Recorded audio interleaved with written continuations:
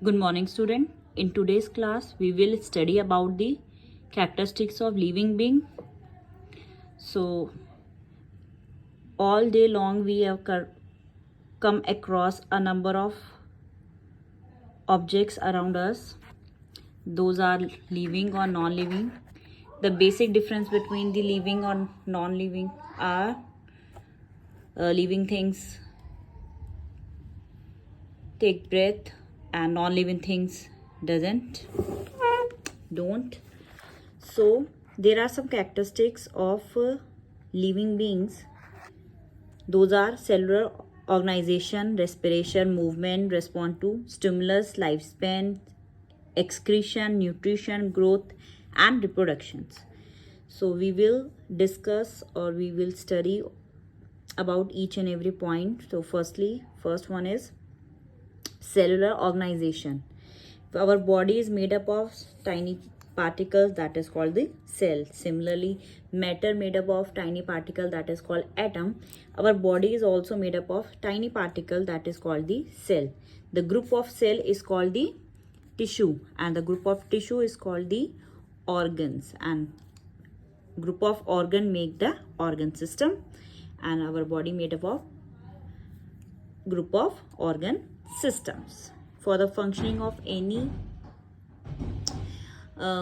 part, there are lot of functions, lot of organs work together to make our body function. So firstly is the cellular organization. Cell is the, or you can say cell are the basic building blocks of life. They are responsible for the structure and functioning of the living being.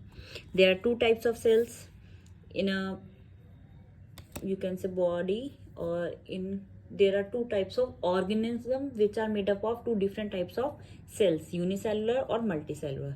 Some animals which are unicellular, that has only one cell to perform all the functions, and there are some organisms which have more than one cells to perform specific and different functions. Unicellular and multicellular. Amoeba is the example of unicellular, in which a single cell perform all the basic functions: nutrition, digestion, excretion, respiration. And animals are the multicellular organisms. These organisms are more complex than the unicellular one. Okay. Then there are cells are of two types: animal cell and the plant cells.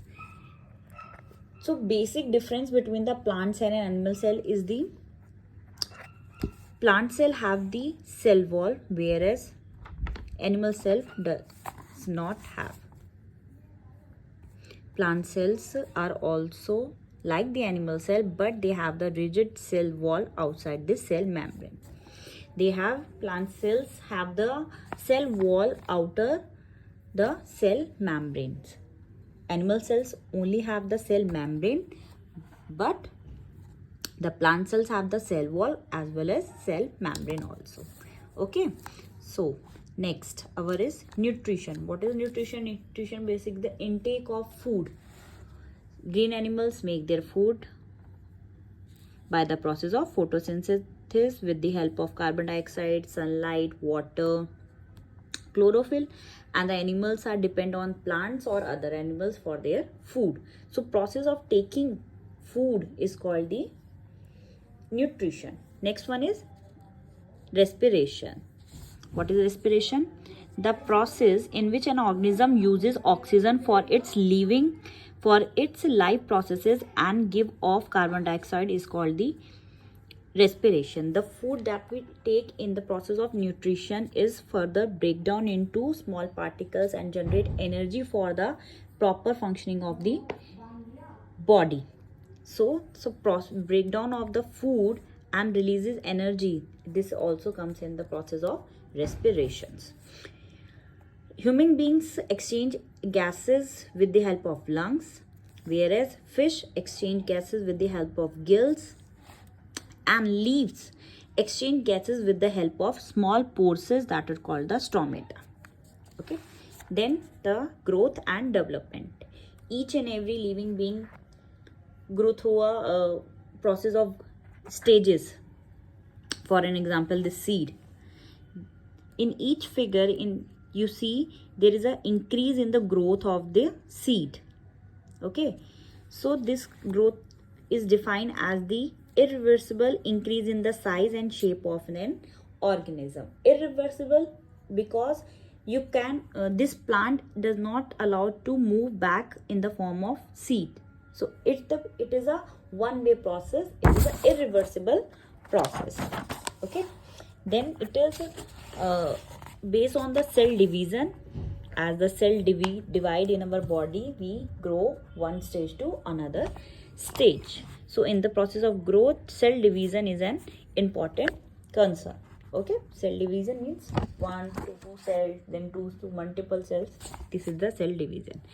Then movement. Living beings show movements. Animals move from one place to another place in the search of food and shelter, or from escaping from the enemies, while plants remained at the one place, don't move. However, some plants show movement towards light.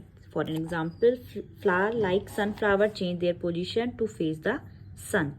The movement of a plant towards light is called the phototropism. Photo means light and tropism means movement. Okay. Then the process of excretion, the process in which waste are removed from the body of plant and animal, is called the excretion. Animal waste are mainly urine, sweat, carbon dioxide, and plant waste, carbon dioxide, water vapors. Some other examples are gums, resins, white fluid in the rubber tree. These are the excretion or the waste product of the plants. Okay, so this is also an important process for an living being. Okay, next, response to stimulus. A change is called a stimulus, and the reaction to the change is called the response to the stimulus. Suppose we touch a hot pot, then we spontaneously remove our hand. So touching the hot pot is our stimulus, and removal of the hand from the hot pot is the response to the removal, is the reaction to the action. Okay, so read that's all for the today. You have to read each and every line, every word, and if you have any doubt, then note down, and we will discuss that point in our offline class. Okay, all the best. Thank you, class.